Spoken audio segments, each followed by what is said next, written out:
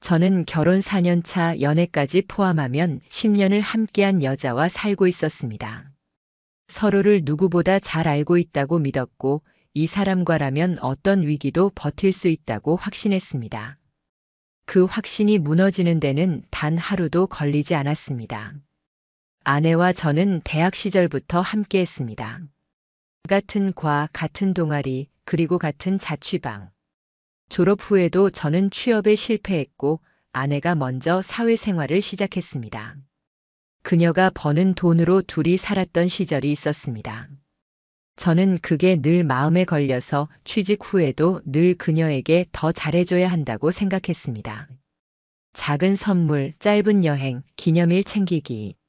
그 사람은 늘 웃었고 제게 이렇게 말하곤 했습니다. 난 너 하나면 돼. 그렇게 우리는 6년을 연애했고 많은 이들의 축복 속에 결혼식을 올렸습니다. 양가 부모님 모두 우릴 흐뭇하게 바라보셨고 신혼집도 그들이 도움을 주셨죠. 결혼 후 2년째 되는 해 저에게 해외 지사 파견 기회가 생겼습니다. 싱가포르였습니다. 1년짜리 장기 프로젝트였고 저는 그 기회를 받아들이기로 했습니다. 물론 아내에게 먼저 물었습니다. 괜찮겠어? 나 없이 1년이나 한국에서 혼자 지내야 하는데. 아내는 망설이지도 않고 말했습니다. 당연히 괜찮지. 일하는 거잖아. 얼마나 자랑스러운지 알아? 그녀의 말에 용기를 얻었습니다. 저는 그렇게 싱가포르로 향했고 아내와는 주 3회에서 4회 정도 영상통화를 했습니다. 처음 몇 달은 그렇게 흘러갔습니다. 하지만 어느 날부터인가 통화 횟수가 줄기 시작했습니다. 요즘 학원 일 너무 많아서 피곤해. 엄마가 아프셔서 요즘 자주 병원 가고 있어. 이유는 늘 있었고 저는 그걸 의심하지 않았습니다. 그녀는 항상 제게 그런 존재였으니까요. 믿어도 되는 사람. 하지만 파견 시작 6개월째 되는 날 저는 이상한 문자를 하나 받았습니다. 카드 사용 알림이었습니다. 신용카드 16만 2천 원 사용, B호텔 강남점. 그날은 평일 낮 2시였습니다. 아내는 출근해 있어야 할 시간. 호텔을 예약할 일이 없었습니다. 저는 그 순간 뭔가 차가운 것이 제 가슴을 내려앉는 느낌을 받았습니다. 그리고 문득 예전 아내가 제게 했던 말이 떠올랐습니다. 요즘은 호텔도 데이룸으로 빌릴 수 있더라. 낮 시간에 편하게 쉴 수 있대. 그땐 그런가 보다 했습니다. 그런데 왜 하필 그날 그 시각에 그곳일까요? 그날 밤 저는 아내에게 전화를 걸었습니다. 오늘 뭐 했어? 나? 학원 수업 준비하다가 엄마 병문안 다녀왔지. 카드 쓴 거 있어? 아니. 오늘은 안 썼을 텐데. 순간 그녀가 멈칫하는 게 느껴졌습니다. 저는 바로 말하지 않았습니다. 그래. 그냥 궁금해서. 전화를 끊고 바로 카드사 앱을 열었습니다. 그리고 지난 2주간의 카드 사용 내역을 쭉 내려보다가 총 3번 같은 호텔에서 낮 시간대 결제가 있었던 걸 확인했습니다. 그날 밤 저는 처음으로 아내를 의심했습니다. 아침이 밝아오도록 잠을 이루지 못했습니다.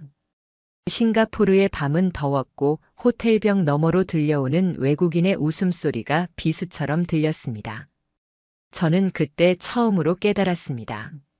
멀리 떨어져 있다는 건 상대의 거짓말을 증명할 수 없게 되는 일이라는 걸요. 그리고 아내는 그걸 아주 잘 알고 있었던 것 같습니다. 저는 그날 이후로 조금씩 준비를 시작했습니다. 모든 카드 사용 내역 자동 알림 설정, 공용 계정 이메일 로그인 이력 확인, 그리고 아내와 나눈 모든 메시지 백업.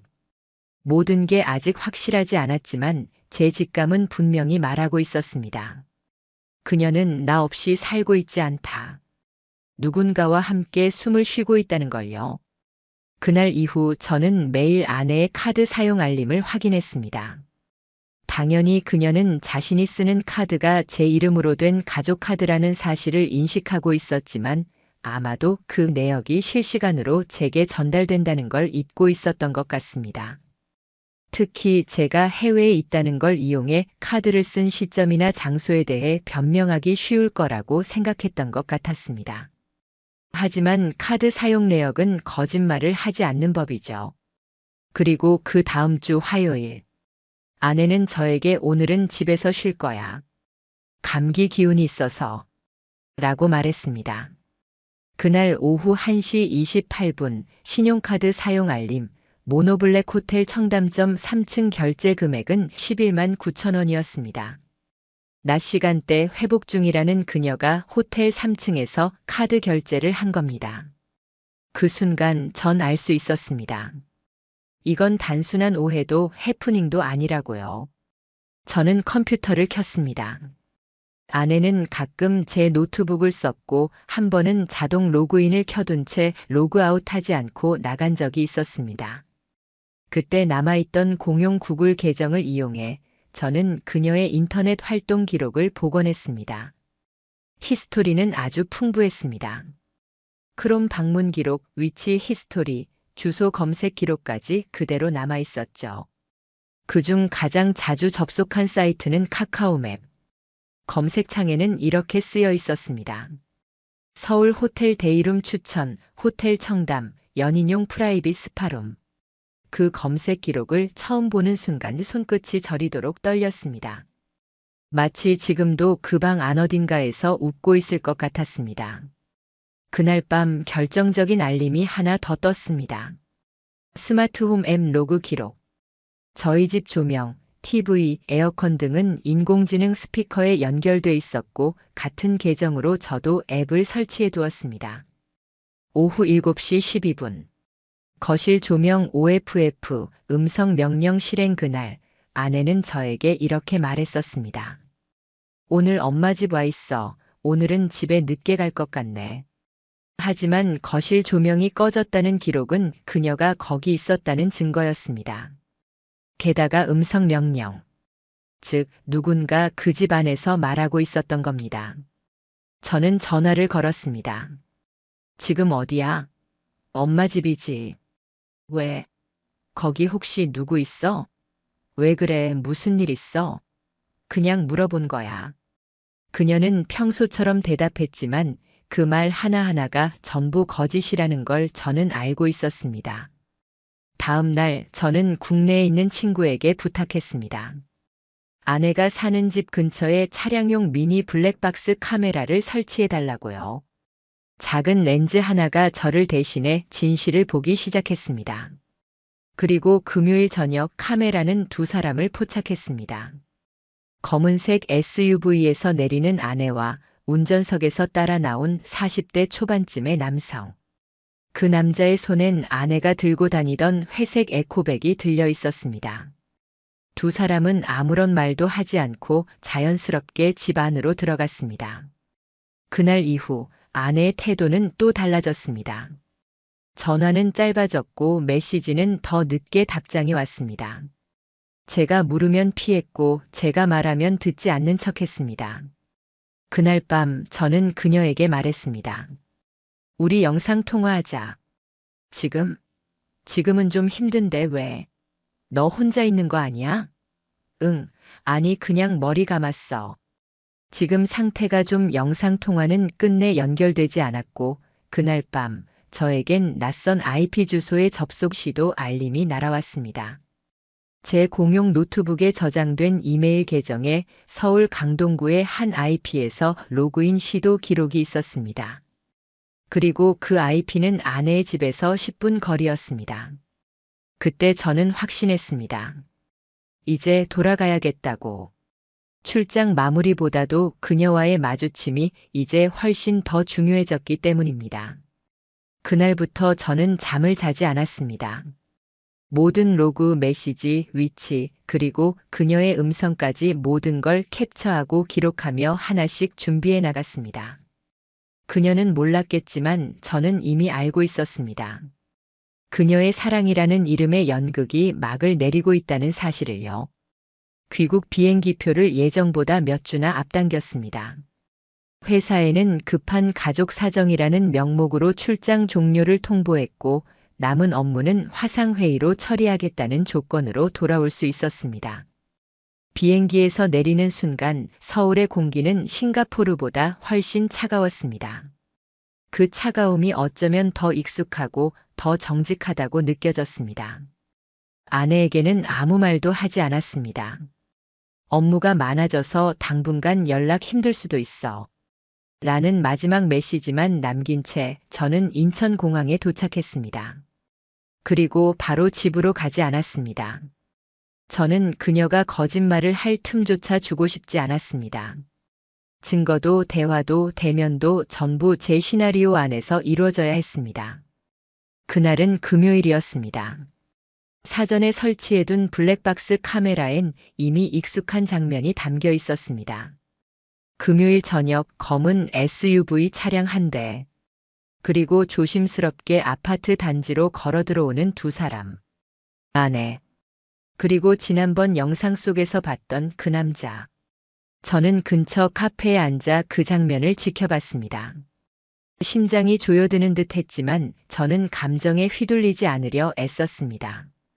그리고 곧바로 제 노트북을 꺼내 그날의 화면, 시각, 장면을 캡처했습니다. 그날 밤 두 사람은 3시간 후에 다시 집 밖으로 나왔습니다. 같은 차를 타고 강남 방향으로 사라졌습니다. 저는 그들을 쫓지 않았습니다. 저는 그 집으로 향했습니다. 비밀번호는 여전히 바뀌지 않았습니다. 현관문을 열었을 때 낯선 향수가 저를 맞이했습니다. 제 물건은 그대로였지만 냉장고에 붙어있던 메모엔 라텍스 베개 세일이라는 문구와 땡땡씨 약 가져오기라는 글씨가 적혀 있었습니다. 저는 거실 조명을 켜지 않고 소파에 앉아 아내를 기다렸습니다. 2시간 뒤 현관문이 열렸습니다. 낮은 웃음소리와 함께 들어오는 그녀의 발소리. 그리고 그 남자의 목소리. 오늘도 좋았어요. 진짜. 조용히 해요. 이웃 들으면 어쩌려고. 남편은 언제 와요? 몰라요. 이번 주는 안 올걸요? 저는 그 순간 조명을 켰습니다. 이번 주에 와 있었습니다. 순간의 정적. 아내는 비명을 지르듯 숨을 들이켰고 그 남자는 본능적으로 뒷걸음질 쳤습니다. 앉으시죠. 도망가셔도 CCTV에는 다 남아 있습니다. 저는 조용히 말했습니다. 손엔 변호사가 준비해준 증거 서류 봉투를 들고 있었습니다. 아내는 말을 잇지 못했고 그 남자는 침을 꿀꺽 삼키며 겨우 입을 열었습니다. 잠깐 만나는 사이예요. 감정 같은 거 없었어요. 감정이 없는데 제 집에 들어왔습니까? 이건 정말 실수였어요. 그 실수를 반복하셨죠. 지난달에도 그전에도. 저는 노트북을 열었습니다. CCTV 화면, 카드 결제 내역, 음성 명령 로그, 통화 시간표. 모든 것이 정리된 슬라이드로 준비돼 있었습니다. 그 남자는 결국 고개를 숙였습니다. 그리고 입을 다물었습니다. 아내는 말도 안 되는 변명을 내뱉기 시작했습니다. 외로웠어. 당신이 없으니까 나도 견디기 힘들었다고. 그 사람은 그냥 당신이 반복해서 문 열어준 사람이죠. 저는 그렇게 말하고 봉투를 테이블 위에 던졌습니다. 이건 상간자 소송 예고장입니다. 아내와는 이혼 소송이 이미 접수됐고 변호사 통해서 두 분 모두 연락받게 될 겁니다. 그날 밤 저는 아무 말 없이 집을 나왔습니다. 그리고 다시는 그 집에 돌아가지 않았습니다. 모든 감정은 그 순간 끝났습니다. 이제부터는 법의 언어로 말할 차례였습니다. 그날 이후 저는 아내와 단 한 차례도 직접 마주하지 않았습니다. 모든 연락은 변호사를 통해서만 오갔습니다. 전화번호는 변경했고 SNS와 메신저는 모두 차단했습니다. 그녀가 어떤 식으로든 연락을 시도해도 저는 더 이상 반응할 이유도 의미도 느끼지 못했습니다. 이제는 감정이 아니라 법으로 응답할 차례였으니까요. 며칠 뒤 아내에게 이혼 소장이 도착했습니다. 동시에 상간자 조상민 씨에게도 상간자 위자료 청구 소송을 제기했습니다. 각각 3천만 원씩. 법률적으로 최대한 가능한 한도였습니다. 금액 그 자체보다 책임을 묻는 기록을 남기는 것이 더 중요했기 때문입니다. 상간자 소송을 위한 증거는 이미 충분히 확보돼 있었습니다. 제가 제출한 자료는 다음과 같습니다. 호텔 데이룸 카드 결제 내역 4건, 아내와의 통화 내용과 날짜별 카드 사용 시간 비교표, 남성과 함께 귀가하는 장면 포함한 블랙박스 영상, 거짓말과 충돌하는 시간대를 증명할 스마트홈 음성 기록, 로그, 카카오맵 검색 기록, SNS 대화 스크린샷, 불륜 현장을 직접 마주한 당일의 녹음 및 사진. 변호사는 서류를 넘겨받고 말했습니다.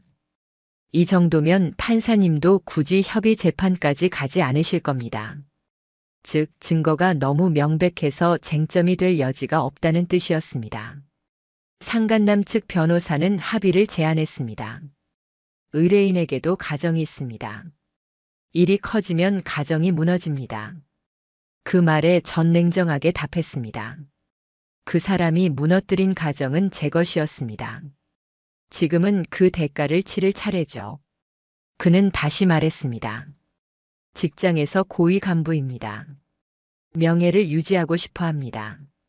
그래서 저는 서류를 던지듯 보여줬습니다.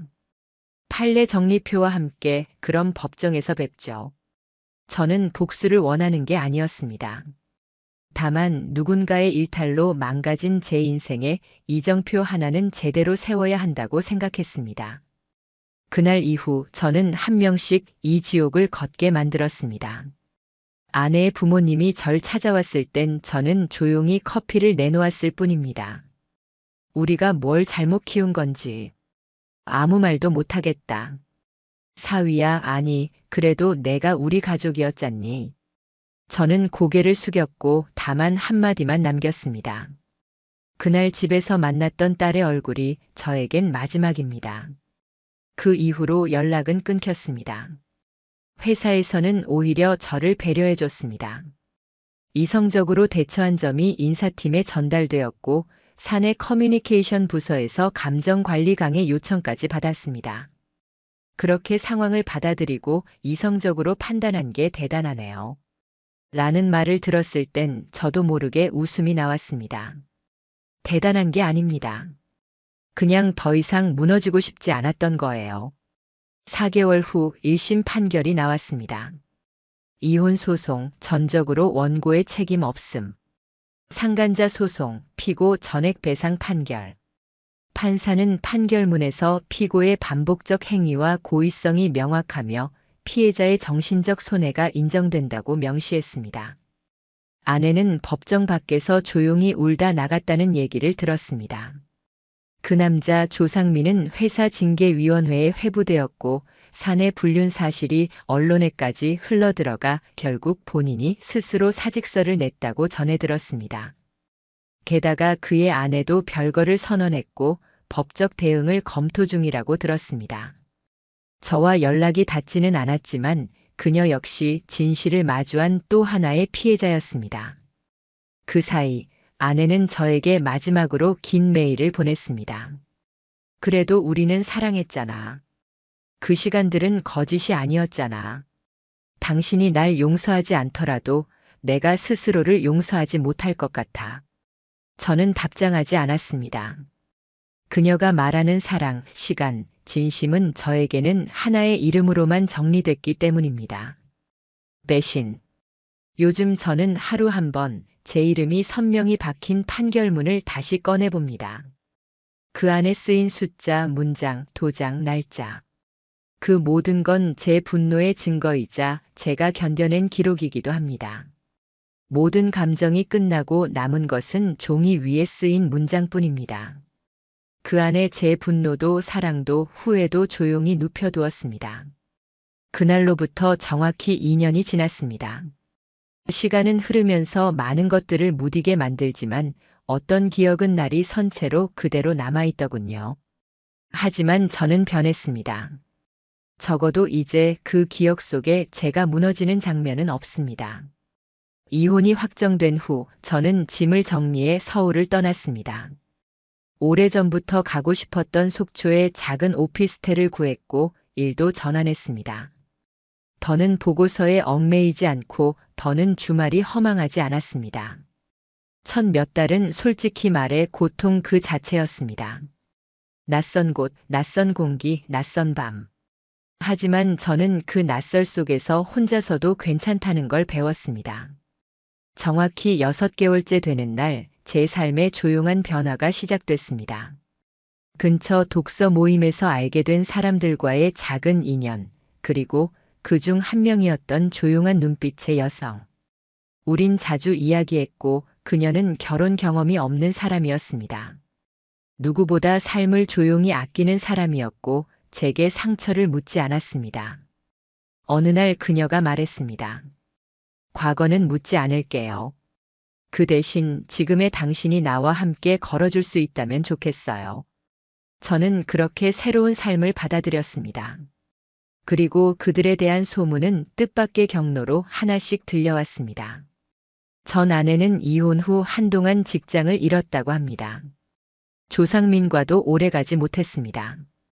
그는 위자료 판결 직후 가족에게 버림받았고 친인척 기업에서도 손절당해 결국 지방의 작은 렌터카 사무실로 옮겼다고 들었습니다. 전 아내는 SNS 계정을 삭제했고 공동 지인이 우연히 마트에서 마주쳤을 땐 예전 같지 않은 모습이었다고 했습니다. 눈빛이 무너졌고 혼잣말을 하듯 중얼거리며 걸어갔다고요. 그 사람 많이 늙었더라. 지인이 그렇게 말했습니다. 그 사람 많이 외로워 보였어. 그 말을 들었을 때 저는 아무 감정도 들지 않았습니다. 분노도 슬픔도 복수심도. 그저 그들도 자신이 만든 구덩이 안에서 살고 있을 뿐이라는 확신만 들었습니다. 복수는 그렇게 완성됐습니다. 말하지 않고 가르치지 않고 경고하지 않아도 시간이 모든 것을 보여주었으니까요. 그리고 저는 다시 웃을 수 있게 되었습니다. 요즘 저는 카페를 엽니다. 작지만 매일 문을 열 수 있는 공간입니다. 책을 진열하고 음악을 틀고 가끔은 말없이 커피를 내려 손님에게 건넵니다. 그녀는 여전히 제 곁에 있습니다. 우린 서로를 강요하지 않습니다. 필요할 때 곁에 있고 침묵도 이해할 수 있는 사이가 되었습니다. 어느 날 그녀가 제게 말했습니다. 당신이 만든 커피는 묘하게 따뜻해요. 슬픈데 안 무너져요. 당신처럼. 저는 웃었습니다. 그리고 대답했습니다. 나도 이제야 따뜻해질 수 있나 봐요.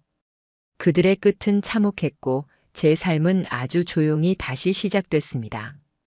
이제는 누가 물어도 이렇게 말할 수 있습니다. 그때는 지옥이었지만 지옥에서 걸어 나오면 봄이 옵니다. 그리고 그 봄은 내가 만든 겁니다.